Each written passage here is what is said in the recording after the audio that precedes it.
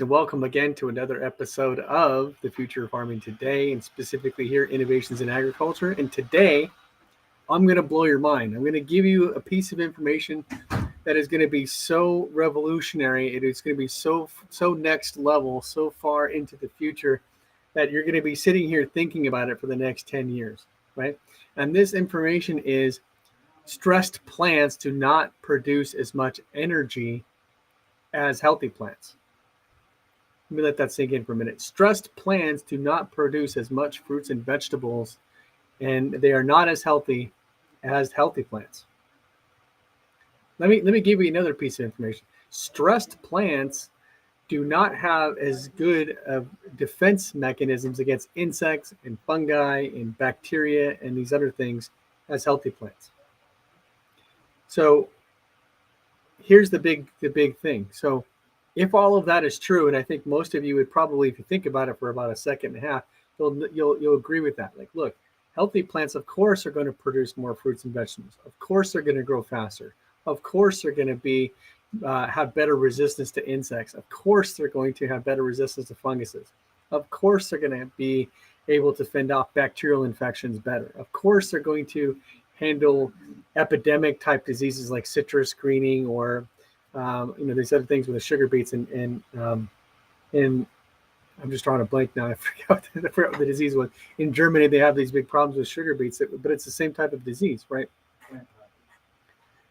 So here's the thing, guys. If stressed plants are not as resilient to some of these stress factors and some of these yield robbers as healthy plants, then why are we still having such a problem with them? Why is it that we can't solve this problem of increasing yield and having good quality crops? Why do we still have to use all these chemicals and fertilizers and everything else and still end up fighting all of this stuff, right?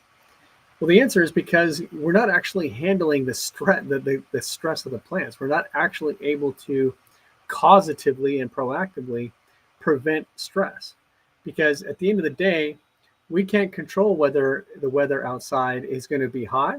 We can't control if it's going to be ice cold. We can't control if the weather is going to be cloudy and not a lot of sunlight.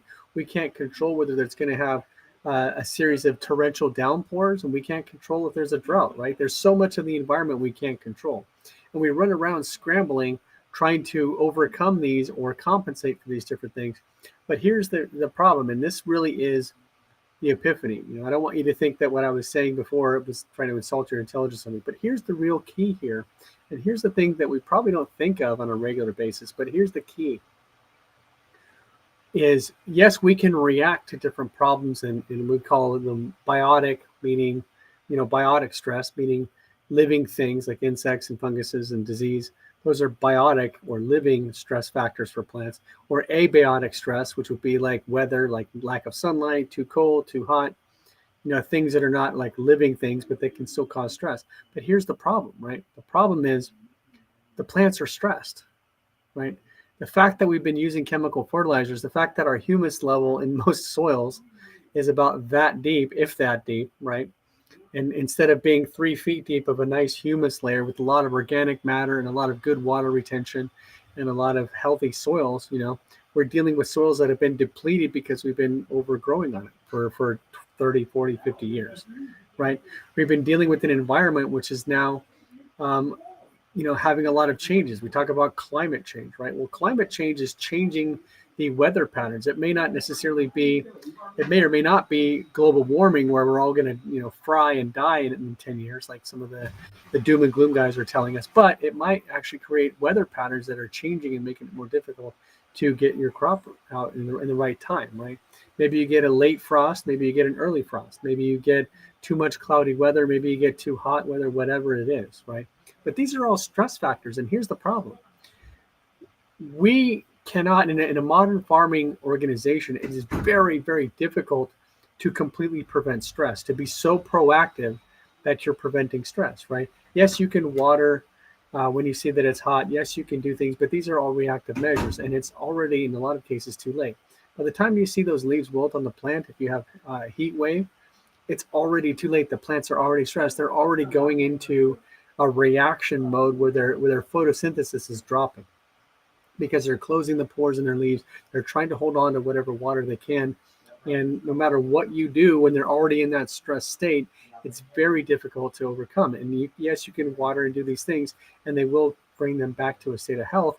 But in that meantime, you may lose a week of productive photosynthesis because that photosynthesis drops, and it may take that plant 2 or 3 days to get back to optimum efficiency again.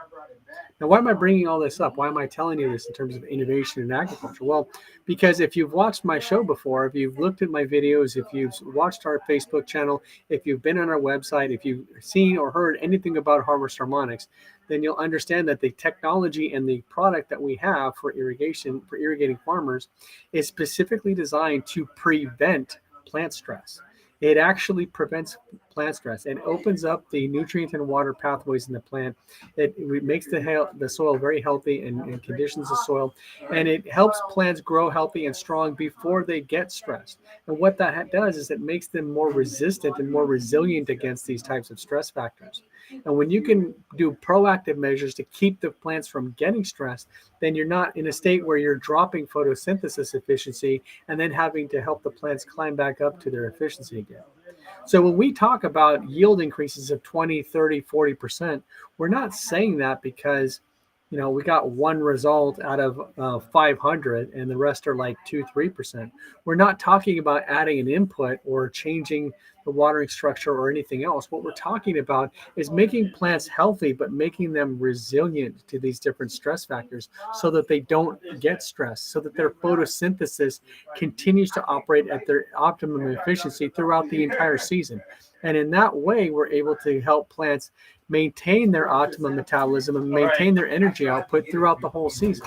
So whether you have a 3-month season or a 4-month season or a 6-month season, with our crop booster technology, we're able to dramatically improve the energy production throughout that entire season. So instead of these start, stop, start, stop, start, stop, which is what you would normally see over the course of, a 4 or 6-month season, you're seeing a consistent, highly high energy production that maintains its health, that maintains its resilience, and prevents plant stress. If you can prevent plant stress, you're going to see dramatic improvements in your yield. You're going to see numbers like 20%, 25%, 30%. You're going to see massive reductions in insect populations. You're going to see massive reductions in fungal populations. You're going to see a lot of things that you would probably now consider to be almost miraculous or too good to be true. Now, we came out with this and we've been telling people just the results that we're seeing, on farms. When we look at a farm, we tell you, hey, 20%, we say that because we've already seen 20% increases in yields on farm after farm after farm after farm. When we say we can dramatically improve the health and the quality of your fruit and vegetables, it's because we've seen it on farm after farm after farm after farm. And when we tell you that we can improve your insect resistance or fungal resistance, it's because we've seen it on farm after farm after farm after farm. And 2023 really is the year where we know that we already have a lot of people jumping on board. We're going to get a lot of people jumping on board. We expect to at least double the amount of countries that we're in and at least double the amount of farms that we're in this year. Now, at the end of the day, you have a choice. You can, of course, continue farming the way you're farming, continue doing things the way you're doing, and hope for the best and hope and hang on to what's been working for you for the last 30 or 40 years and get the results you can get, right? Or you can take a chance, or better yet, just trial this out and see for yourself what amazing results our crop booster technology can provide for you. And I'm offering you just a chance. Again, I don't care if you take me up on 1,000 hectares or 20,000 acres or 50,000 acres like some of our farmers that we're talking to are looking to do, or if you do half an acre or a quarter of an acre or something like that, just to see this work on a small area where there's minimal risk. If you want to change your farm or you want to see better results than you're seeing, or maybe you just want to produce results with less headaches and dealing with less stresses, not only in the plants themselves, but maybe economically as well, then let's work together so that you can see the results and the benefits of this technology for yourself. Again, from my point of view, it's just a matter of time. You can do it now. You can wait until some of your neighbors are using it and do it next year, or you can wait until we have 30 or 40 university studies, and then you can do it 2 or 3 years from now. Or you can be one of the laggards and wait until everybody's using it and you're the last guy on the block that doesn't have it. That choice, of course, is up to you. But if you'd like to change what you're doing and you'd like to improve your farming operation, then take me up on my offer and email me at service@harvestharmonics.com, or go to our website at harvestharmonics.com and fill out a request for a quote form, and we will work with you so that you can become part of the future of farming today. Have a great day, guys, and we'll talk.